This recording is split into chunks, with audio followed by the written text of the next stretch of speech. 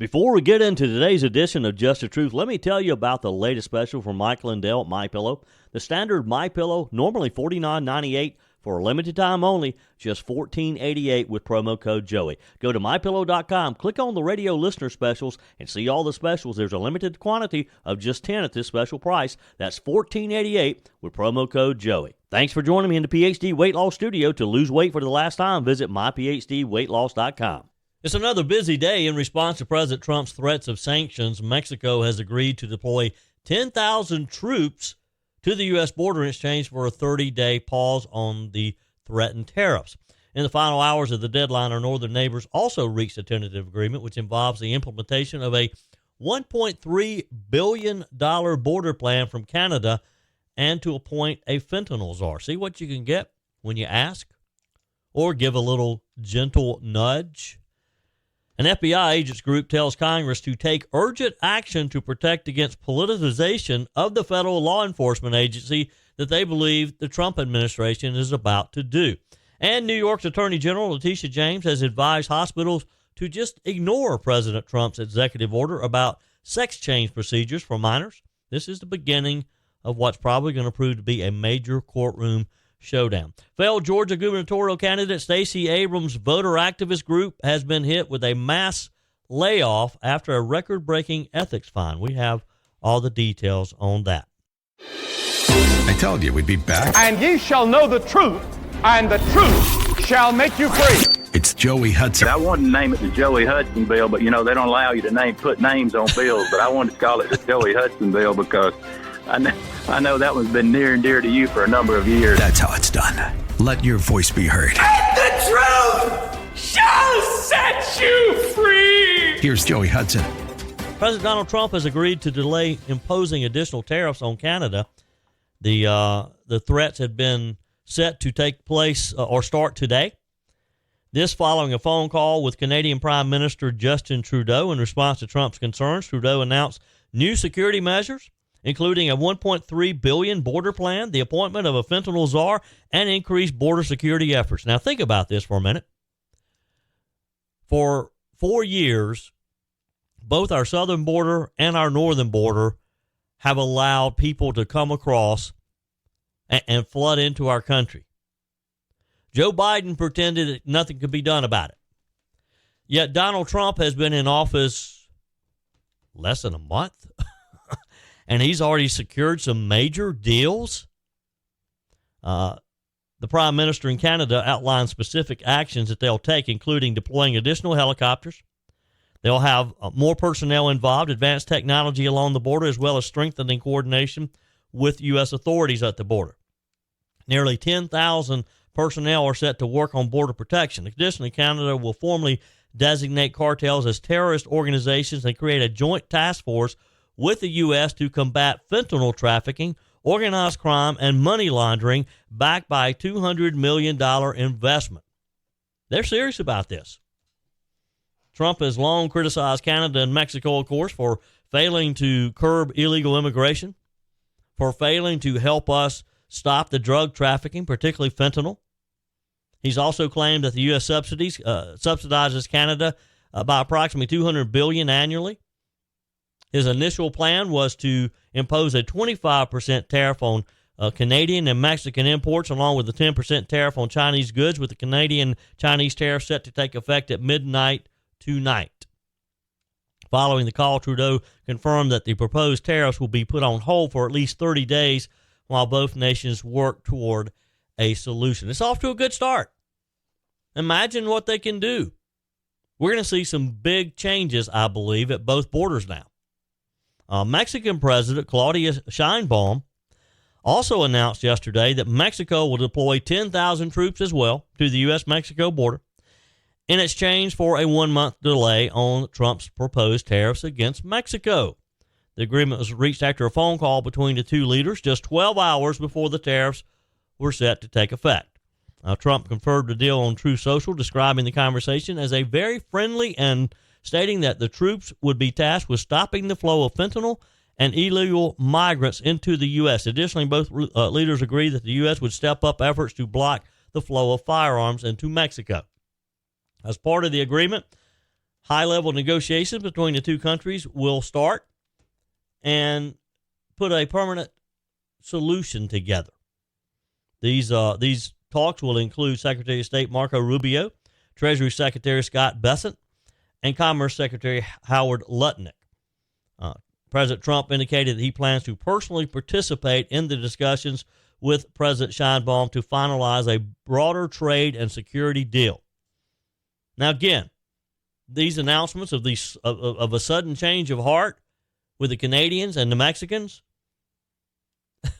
after Trump threatened tariffs. I mean, within days. Think about that. When did he first announce the tariffs? Was it Friday? Thursday or Friday? And in less than a week, you've got Canada putting together a $1.2 billion border plan, 10,000 troops, and you got Mexico, the same thing.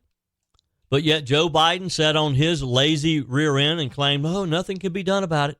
Just can't do anything about it. Wow. Also, Trump hinted at potentially cutting aid to South Africa over its recent controversial land seizure policies. Look, this is just a sign that the Trump administrations, they're going to take aggressive stances on international economic and other policy matters when it comes to protecting America. President Trump has emphasized that his administration's priority is to protect Americans and fulfill his campaign promises. Now, you would think that this guy is running for another term with the way he is aggressively going after these things, but he's not. That's not an option for him. He just wants to do what's right for the country. Wow. This is just amazing to me that this can be accomplished so quickly in just a few days. I mean, think back. If Joe Biden had have taken the same stance 4 years ago, how many millions of people would not be in our country right now who shouldn't be here? Laken Riley would probably still be alive, along with hundreds and thousands of other victims of crime that have been brought on by these hoodlums. But no, and I know it's water under the bridge, as we say, but Joe Biden sat back and let this happen. He wouldn't even try to take action. All he could do was complain and whine and say, well, we can't do it. There's nothing we can do about it. Well, yes, there is. And Donald Trump just proved you wrong. Speaking of Joe Biden, did you hear that he has a new talent agency? Somebody explained this one to me. The headline yesterday was that former President Joe Biden has landed himself representation with a big Hollywood agency just 2 weeks after leaving office. So here's the story. Biden has signed with Creative Artists Agencies, known as CAA, which previously represented him between 2017 and 2020 when he was out of office for those 4 years. The CAA co-chair Richard Lovett announced in a statement, President Biden is one of America's most respected and influential voices in national and global affairs. His lifelong commitment to public service is one of unity, optimism, dignity, and possibility. We are profoundly honored to partner with him again. Now, who in the world is going to want to do anything with Joe Biden? Why would you want Joe Biden falling asleep on your stage? I mean, he can't give a speech. He can't even read the teleprompter. So what's he going to do? According to the news release, under his previous stint with CAA, Biden released his memoir, Promise Me, Dad, in 2017, as well as his post-vice presidency American Promise speaking tour, which sold more than 85,000 tickets nationwide. Would you pay to go hear Joe Biden speak? Love to hear from some of my Democrat friends who think Joe Biden really wasn't that bad. Would you pay to go hear him now? I mean, he was a different person in 2017. He could actually put together a whole sentence then. The guy can't even speak now. This is a firm who represents Democrats. They also represent former President Barack Obama. They represent former First Lady Michelle Obama. So, I guess they're shouldn't be any surprise here that they'd want to sign a deal with Joe Biden. Again, I don't know what they're going to get out of him. In order for them to make money, they've got to be able to book him for appearances. And I can't imagine any group who's going to want to spend their hard-earned money to own Joe Biden and not get anything out of it. But Biden's been out of office for just over 2 weeks now. Several Hollywood celebrities, of course, were influential in pushing Biden out. And this group is very connected in Hollywood. They're known as movers and shakers in Hollywood. So it's kind of an odd situation that they would even want to represent Joe Biden.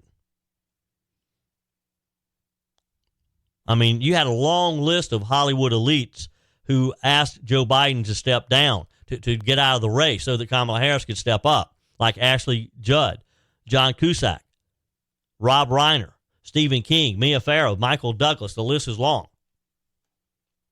Maybe they'll pay for his speaker fees. Maybe Joe's not beached after all. We'll see. There's a lot of talk about making America great again, and it begins with making America healthy again. Dr. Ashley Lucas and her team at PhD Weight Loss are at the forefront to educate and guide you to be your best self. The millions being spent in propping up Big Pharma are astounding, only to create long-term dependency and harmful side effects. Let's take a natural approach that isn't connected to a pharmaceutical company's bottom line. The coaches at PhD Weight Loss will show you how. The entire program is centered around science and nutrition, a proven roadmap that has helped over 8,000 clients lose over 331,000 pounds. You'll learn what to eat and when, how to quiet cravings, and finally get rid of that belly fat. Plus, you'll never take a medication.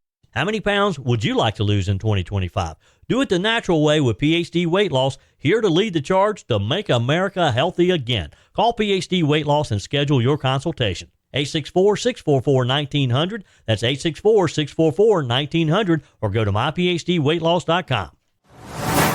The Federal Bureau of Investigation Agents Association, their union basically, has issued a dire warning about actions taken by the Department of Justice and FBI leadership under Trump 2.0. The organization, which say they represent over 14,000 current and former FBI special agents, sent a letter to congressional leaders yesterday raising their concerns that recent orders could put careers at risk and disrupt critical law enforcement work. Here's what they're upset about.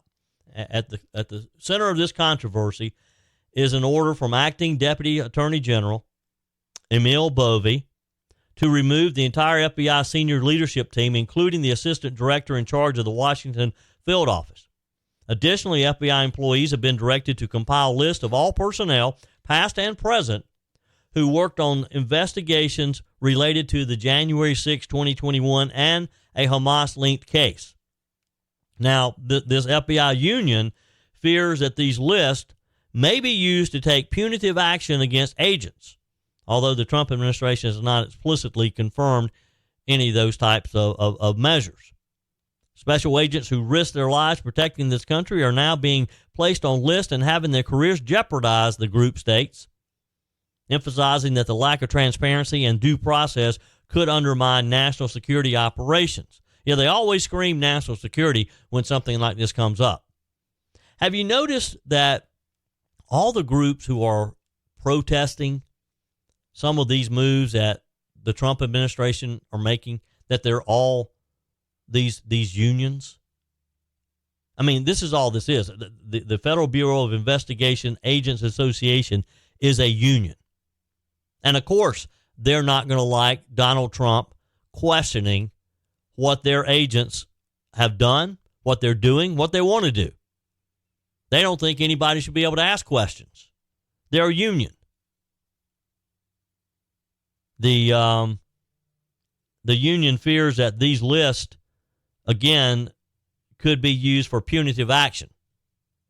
President Trump, when asked about the issue, declined to give specifics, but reiterated his stance that the FBI has been corrupt and needs reform, and he's going to help them do it.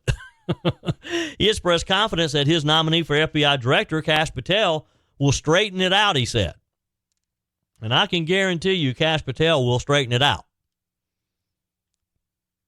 Some former DOJ officials warned that these moves could create a chilling effect on federal law enforcement, while others urged calm, saying that the investigations into the January 6 riots followed established legal guidelines, and if they didn't do anything wrong, there's nothing they have to fear, which is a true statement.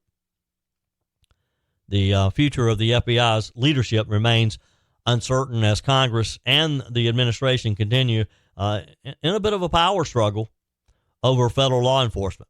Look, we all know that something has to be done. Now, it may not be as extreme as as what has been suggested at first glance, but something has to be done if the American people are going to once again trust what should be our top law enforcement agency, because we know that the FBI has been politicized. You know, isn't that the irony here? The Democrats are running around talking about, well, we can't politicize law enforcement, when that's exactly what they did. Do they not hear themselves when they say that? Do they not think about what they have put Donald Trump through these past years? If that's not politicizing the Department of Justice and the FBI, what is? They're such hypocrites. I mean, just hypocrites. Speaking of ignoring the law, New York Attorney General Letitia James issued a warning to hospitals yesterday, cautioning them against complying with President Donald Trump's recent executive order that prohibits sex change procedures for minors.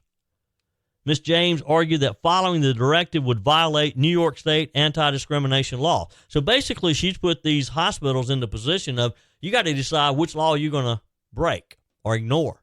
Are you going to ignore the federal mandate that Donald Trump has issued in this executive order? Or are you going to ignore me, the state's law? Look, let me offer them some advice here. I think I would not cross the Trump administration. Tell Letitia James to mind her own business. Trump's executive order is titled Protecting Children from Chemical and Surgical Mutilation, aims to restrict chemical and surgical sex change procedures for minors, saying that these interventions are irreversible and harmful to these kids. Basically, let them grow up, let them become adults before they make these types of life-changing decisions. I've never understood how a parent could allow, let's just say, a teenager. I mean, there have been cases of young kids, but let's say a teenager who has a little bit of sense, that these parents would allow their kids to go through these very extreme changes to their body that they cannot undo. Trump's order prohibits federal funding or support for child gender transitions, period. End of sentence. Ms. James responded by reminding healthcare providers of their obligations under the New York law, emphasizing that gender-affirming care remains protected in the state of New York. The Greater New York Hospital Association acknowledged that it is reviewing the executive order's legal and clinical implications. Dr. Mark Siegel, a Fox News medical analyst, had a few things to say, noting that the risk associated with puberty blockers and sex reassignment surgeries for minors. He warned that such treatments could have long-term effects on fertility, bone growth, cognition, and overall development. Dr. Siegel emphasized the importance of mental health counseling for children experiencing gender confusion and questioned whether political or social pressure influence or should have any influence on these types of medical decisions to begin with. But this dispute kind of outlines this growing national divide over transgender medical care for minors, because most people think it's crazy. Trump's administration is moving to restrict them. Democrat leaders in the state, in some states like New York, are vowing to resist and protect access to gender-affirming treatments. This legal battle over the executive order is expected to escalate in the coming weeks, may end up in front of the U.S. Supreme Court. We'll see. But again, I can't imagine a parent who would allow their child to go through that before they become an adult. Your comments are welcome on the Furman Ford text line, 864-477-JOEY. That's 864-477-5639. Emails always welcome, joey@joeyhudson.com. Let me give you a quick update on where we stand with some of the final confirmation hearings on President Trump's nominees for his cabinet. We got a bit of good news yesterday, I guess you could say. Moderate Republican Senator Susan Collins of Maine has announced that she will, in fact, support Tulsi Gabbard's nomination to serve as the Director of National Intelligence. Ms. Collins is a key member of the Senate Select Committee on Intelligence. She said that she made her decision yesterday and made it public yesterday, stating that after extensive consideration that she believes Ms. Gabbard is the right candidate for the position. Now, Collins was one of the principal authors of the Intelligence Reform and Terrorism Prevention Act back in 2004 that actually established the job that Ms. Gabbard has applied for. And she emphasized her concerns over the office's expansion beyond its original purpose. Ms. Collins noted that Ms. Gabbard shares her vision of streamlining the agency and returning it to its intended scope. Senator Collins said, as one of the principal authors of the Intelligence Reform and Terrorism Prevention Act of 2004 that established this coordinating position, I understand the critical role the DNI plays in the intelligence community. The Office of the Director of National Intelligence, however, has become far larger than it was designed to be, and Ms. Gabbard shares my vision of returning the agency to its intended size. In addition, Senator Collins highlighted that Gabbard satisfactorily addressed her concerns regarding her views on Edward Snowden during multiple discussions, including a closed hearing before the Senate Intelligence Committee. With her concerns alleviated, Ms. Collins stated that her intent to vote in favor of advancing Gabbard's nomination should move forward. Senator Collins' support is significant, given that her reputation for occasionally breaking from the Republican Party, she's kind of a loose cannon. You never know if you can count on her vote or not. Her vote, of course, is crucial as the Senate Intelligence Committee prepares for this vote probably today. She joins other key Republican committee members, including Senators John Cornyn of Texas, James Langford of Oklahoma, who have already said that they will be voting to move Gabbard's nomination forward.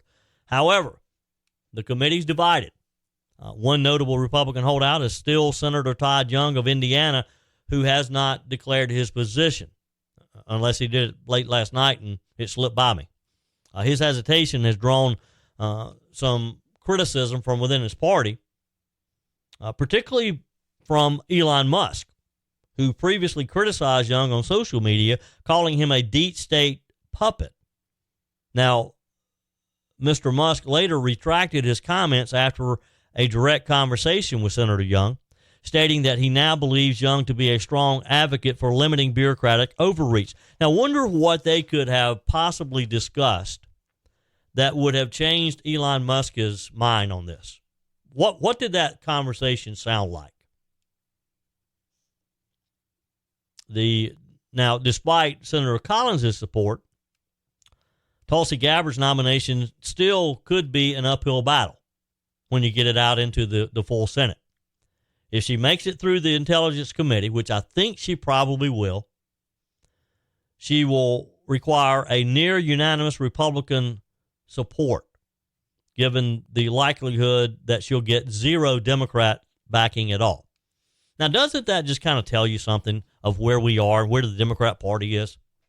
You would think that out of the, how many are there, 48 or 49 Democrat senators? I forget, but almost a majority. I mean, we have a slim margin.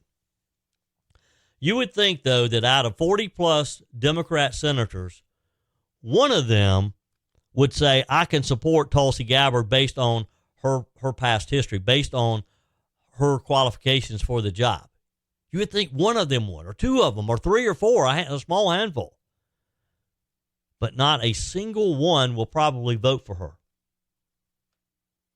She can, she can afford to lose only 3 Republican votes in a full Senate vote. Senator Collins' stance on the nomination probably shores her up among the Republican Party, though. You got to remember that Ms. Collins voted against Pete Hegseth's confirmation as defense secretary, showing that she's willing to break party expectations if she believes that the nominee is not qualified. Now, with her endorsement of Gabbard today, that may pull some other Republican senators' votes over to Ms. Gabbard, if some were kind of holding back. Now, Elon Musk's involvement in this process has drawn quite a bit of attention, too, especially given his recent social media activity regarding Senator Young. Musk's influence in political discussions has grown tremendously in the last few years, particularly this past year, as he was often seen traveling and by the side of Donald Trump. Musk's latest reversal of opinion after a conversation with Senator Young kind of tells you that his role is that his voice is playing a role in shaping the GOP. And it also kind of tells you that he can be open-minded, or at least wants to have a discussion. Again, I'd love to have been a fly on the wall and heard that discussion. I mean, that's a pretty big difference when you go from just blasting the guy, calling him part of the deep state, a deep state puppet, to now stating that he believes Young is a strong advocate for limiting bureaucratic overreach. You know, at some point, I'm sure Musk is thinking, well, we got to have these votes. The Senate Intelligence Committee vote today will determine whether Gabbard's nomination, again, proceeds to a full Senate. And we'll see where it goes there. I would be very surprised if Gabbard is not ultimately confirmed. We'll see. We'll see. In other confirmation hearing news, Pam Bondi, President Trump's nominee for U.S. Attorney General, has cleared a pretty major hurdle in the Senate and now will move to a final floor vote for confirmation. The Senate voted 52-46 yesterday to invoke cloture, limiting further debate and effectively defeating the legislative filibuster against her nomination. Bondi, of course, a former Florida Attorney General, a longtime prosecutor. She has been praised for her composure, her ability to handle tough questions during her nearly 6-hour confirmation hearing. She emphasized her commitment to enforcing federal law without political bias, stating that the Department of Justice has been weaponized for years and vowing to restore impartiality. And that's what we need. We don't need the Department of Justice bowing to political pressure for either side. It needs to be an independent institution like it was for years. Ms. Bondi's nomination has received strong support from Republicans, and she has gotten some Democrats. So, you know, back to my discussion a minute ago on Gabbard, Ms. Bondi will receive some Democrat votes, as well as endorsements from over 110 former senior Justice Department officials, including former U.S. attorneys, General John Ashcroft, Jeff Sessions, Bill Barr, Edwin Meese. They praised her prosecutorial experience and her dedication to public service. Also, dozens of former state attorney generals, both Republican and Democrat, sent a letter urging her confirmation, citing her extensive background in law enforcement and her commitment to upholding the rule of law. That's a pretty strong statement, to have people from both parties saying, hey, she's capable. She's capable of being independent and doing the job. And again, with the cloture vote passed, Ms. Bondi's nomination now heads to the full Senate for the final confirmation vote, which she is expected to secure enough votes to win. Also, one other final note. The Senate Agriculture, Nutrition, and Forestry Committee voted unanimously yesterday to advance President Donald Trump's nominee, Brooke Rollins, for Secretary of Agriculture. There's no opposition in the committee, so Rollins is now set for a full Senate confirmation vote sometime later this week, probably. Rollins is a former White House aide, CEO of America First Policy Institute. She has been widely regarded as an uncontroversial pick for the position. Her nominations received strong backing from over 415 farmers, agricultural groups, industry leaders who have praised her policy expertise and deep understanding of agricultural issues. Her confirmation hearing, of course, at a critical time as Congress has struggled to pass a new farm bill to provide adequate subsidies and to aid farmers. Rollins has pledged to act swiftly upon confirmation, promising to distribute stalled federal assistance, combat agricultural disease outbreaks like the bird flu, and modernize USDA operations. Supporters say that her close working relationship with President Trump is a big bonus, emphasizing that her leadership will ensure that farmers in America has a strong voice in policy decisions that are made at the White House, at the presidential level. And again, there appears to be no opposition, so Rollins is expected to secure Senate confirmation without any problem at all, without any hurdles. And we're getting there. The president's cabinet is getting close to being completed. We'll see. We'll see. Some of the ones that were being predicted that would not make it. Primarily, I would have probably bet if I had been betting on who may not have made it through the confirmation process, it probably would have been Pete Hegseth, and he made it. So I think President Trump probably is in pretty good shape of getting everyone he wanted in his cabinet. Your comments are welcome on the Furman Ford text line, 864-477-JOEY. That's 864-477-5639. Emails always welcome, joey@joeyhudson.com. Speaking of the Furman Ford text line, it's never been more important to support locally run businesses owned by people who actually live here in the upstate.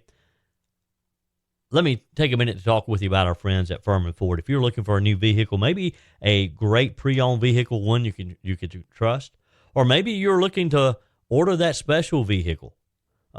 Either way, if you want a new one, a brand new one, or a pre-owned that you can trust, the folks at Furman Ford, they're there to help you. Their name is on the sign because their name is on the line, because every single transaction is important to them. Jim Furman, Matthew Furman. They do business the right way. When you stop by, when you give them a call, or maybe when you just send them a quick email, you're always going to have access to a member of the Furman Ford family. And by the way, they also offer great service, and you're not going to have to wait weeks and weeks to get it done. And you do not have had to purchase your vehicle at Furman Ford. Doesn't even have to be a Ford. They service all makes and models. Visit my friends at Furman Ford online at furmanford.com, furmanford.com. Have you been following this whole situation with the USA IDs, the possible dissolution? Secretary of State Marco Rubio has taken full control as acting director of the United States Agency for International Development, and he has accused the agency of rank insubordination. Speaking in an exclusive interview with Fox News in El Salvador, Secretary of State Rubio criticized USAID for being completely unresponsive and claimed that the agency views itself as a global entity rather than a U.S. government institution. And that's what happens with these agencies. You give them these billions of dollars to spend, you give them pretty much autonomy, and they do start thinking like that. They think they're invincible. And we've never had a situation to where a new administration came in and actually said, everybody's head is on the block. We're going to review every single federal agency. I don't care how long you've been around. We're going to review your agency. We're going to review your mission. We're going to review whether or not you are doing things to complete that mission. And if there's anything within your agency that does not align with the mandate that the American people gave us, you're out. You're fired. This has been a big one. Secretary of State Rubio refrained from endorsing calls for the complete dissolution of USAID that DOJ chief Elon Musk has suggested. Elon Musk says, close the doors, close it down. He stated there are things that we do through USAID, this is Marco Rubio, that we should continue to do that makes sense, and we'll have to decide, is that better through the State Department or is that better through something like a reformed USAID? Now, Elon Musk thinks that you should just eliminate the agency altogether and let whatever aid that is legitimate, just let it fall under the Department of State. Despite these restructuring ideas, Rubio assured that the U.S. remains committed to humanitarian aid, providing that it aligns with national interest. Now, speaking with Sean Hannity last night, Louisiana Senator John Kennedy warned other agencies that this will be coming to them soon. Who are upset, I would say with respect, call somebody who cares. They better get used to this. It's USAID today. It's going to be Department of Education tomorrow. And really, here's what's going on. For 4 years under President Biden, the people in charge ask one simple question. Who needs to pay more in taxes? Who needs to pay more in taxes? Well, that's not the question that the Republicans and President Trump are going to ask. Our question is, what the hell happened to the money? And that's all that's going on. $520 million for consultant-driven ESG investments in Africa, $45 million to DEI scholarships in Burma. Why are your Democratic colleagues seemingly more freaked out about cutting U.S. aid? This is our money. Do you know how much $1 million is? 520? I mean, we're spending hundreds of millions of dollars over the years on this madness. What are they thinking? We have $40 trillion in debt. If you notice, my Democratic colleagues and the USAID officials, they're not defending the spending. All they're talking about is process. Oh, it's an insurrection, and Elon Musk doesn't have the authority. Well, sure he has the authority. The president gave it to him. And all he's doing is looking at the spending, just what the president said he was going to appoint Musk to do. Here's what I hope Rubio and Musk do. I would put together all this absurd spending into a booklet. I'd call a press conference, and in front of God and country and the corporate media and the USAID folks and my Democratic colleagues, I'd go over it, item by item by item, every bit of it. The DEI comic books, the transgender operas, the funding of gain-of-function research. I'd go over every bit of it and say, now, do you want to defend this? And they won't. They can't. Of course they defend it. Addressing the concerns that the USAID cuts would allow China to expand its global influence, which is, again, that's what the Democrats do when something like this comes up. They start talking about international, about our security, that it could lead our country to being attacked, terrorist attacks. Well, what about the terrorist attacks that we could potentially have because of people who are in our country right now who came through our southern or northern border? You haven't been concerned about that. Rubio dismissed the concerns about China expanding its global influence, saying that China is not effectively competing with U.S. aid efforts. He said, even if they did that, why would we fund some things that are against our national interest? If China wants to waste their money, go ahead. We're not going to do it. The American Foreign Service Association, which represents U.S. foreign service workers. Now, see, here it goes again. Remember earlier I was talking about this, the union for the FBI workers? Now you have the union for the foreign service workers. They released a statement strongly opposing the administration's restructuring plan. Well, of course they oppose it, because they don't want to lose their jobs. The organization argued that dismantling USAID would undermine national security, there it goes, subvert congressional authority, and show disregard for dedicated development professionals. All right, if you're no longer useful, if the agency you work for no longer is needed, I don't care how professional you are, you need to brush off your resume and go find another job. It's not my duty for my tax dollars to be paid for in order for you to keep your job if the agency, if the mission of what you're doing is no longer relative. That's not an argument. Secretary of State Rubio's remarks on this came, of course, during his visit to Latin America. He went to Panama, where he discussed strategic concerns regarding the Panama Canal. And things are looking pretty good there, too. Following his meeting with the Panamanian president, Jose Raul Molino, Panama announced its withdrawal from China's Belt and Road Initiative. Rubio welcomed the decision. He urged Panama to take additional steps to counter China's influence. So here we are, not too long ago, when President Trump warned that we may just take the Panama Canal back because of the close relationship that Panama has with China.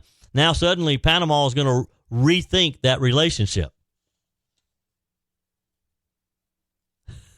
Of course they're going to rethink it.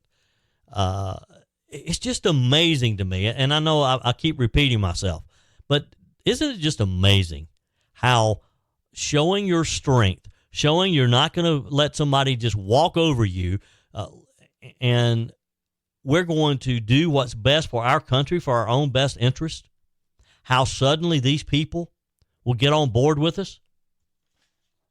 It's just absolutely amazing. By the way, one other quick thing. Well, let's see. Let's get caught up on text messages. Ace writes, Joey, good morning. Hope you're doing well. China claims that they're having nothing to do with the fentanyl in the U.S., but currently the DEA says that China remains the primary source of fentanyl and fentanyl-related substances.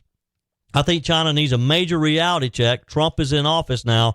Playtime is over. You're right, Ace. They're going to get that reality check. Tony writes, Joey, I don't like the fact of Canada becoming the 51st state. We don't need more fruitcake progressives to worry about. It could change our politics forever in a bad way. I don't know that Canada, Donald Trump, that's just part of his negotiating skill, threatening for Canada to be the 51st state. I don't think that's ever going to happen. But I hear you, Tony.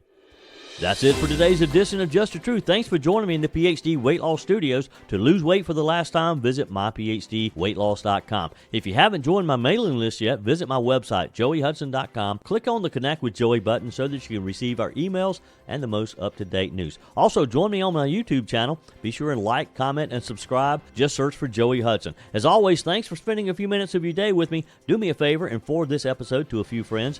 Just click on the share button and send to your contacts. We need to build an army of conservatives to win our country back, and we can do that by continuing to share the truth with our friends and family. Keep those comments coming via the Furman Ford text line, 864-477-JOEY. Email to joey@joeyhudson.com, and I love your messages on the MyPillow message line. Again, that's 864-477-JOEY, 864-477-5639. Be sure and take advantage of the MyPillow special, just $14.88 on the standard MyPillows when you use promo code Joey. Order online at mypillow.com or call 800-893-4053. We're back again tomorrow and hope you'll plan to join us. Until then, remember, God's got this. He's still in control.